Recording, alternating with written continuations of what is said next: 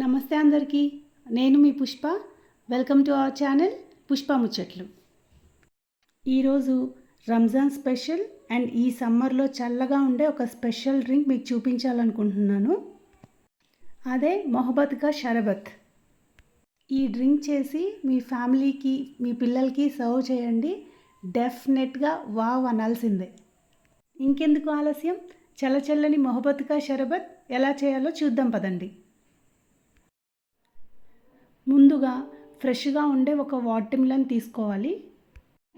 Water మిలన్ని చిన్న చిన్న ముక్కలుగా కట్ చేసుకొని దాంట్లో గింజలు ఏమన్నా ఉంటే తీసేసుకోవాలి. ఎందుకంటే తాగేప్పుడు సీడ్స్ వస్తే అంత మంచిగా అనిపించదు కదండి.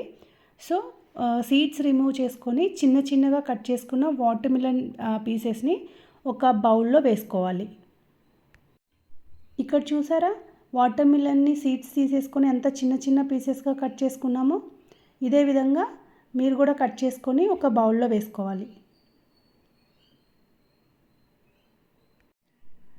ఇదే బౌల్లో మనం ముందుగా సోక్ చేసుకొని పెట్టుకున్నటువంటి సబ్జా సీడ్స్ వేయాలండి. ఇక్కడ మేము ఒక 4 స్పూన్స్ వరకు వేసాం. అది కంప్లీట్గా మన ఇష్టం, ఎక్కువ కావాలనుకున్న వాళ్ళు ఎక్కువ వేసుకోవచ్చు. నెక్స్ట్ ఇందులో పాలు వేస్తున్నానండి. ఈ పాలు ముందు కాచి చల్లార్చి ఫ్రిడ్జ్లో పెట్టుకోవాలి. డీప్ ఫ్రిడ్జ్లో కాదండి, నార్మల్ ఫ్రిడ్జ్లో పెట్టుకోవాలి. చిల్డ్ మిల్క్ వేసుకొని మిక్స్ చేసుకోవాలి. ఇందులోనే కొద్దిగా రోజ్ సిరప్ కూడా యాడ్ చేసుకోవాలి. నేనైతే రుహబ్జా సిరప్ వాడుతున్నాను. ఇక్కడ పిక్ యాడ్ చేస్తాను చూడండి.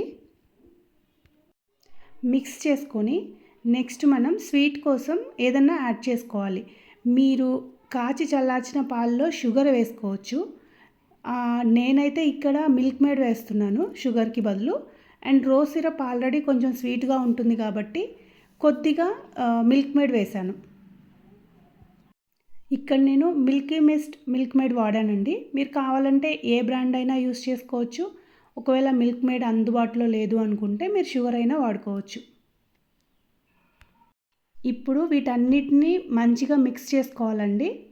మిక్స్ చేసుకొని ఒక సర్వింగ్ గ్లాస్లో తీసుకొని సర్వ్ చేసుకుంటే మీకు చల్లగా ఉండే మొహబ్బత్ కా షరబత్ రెడీ అవుతుంది.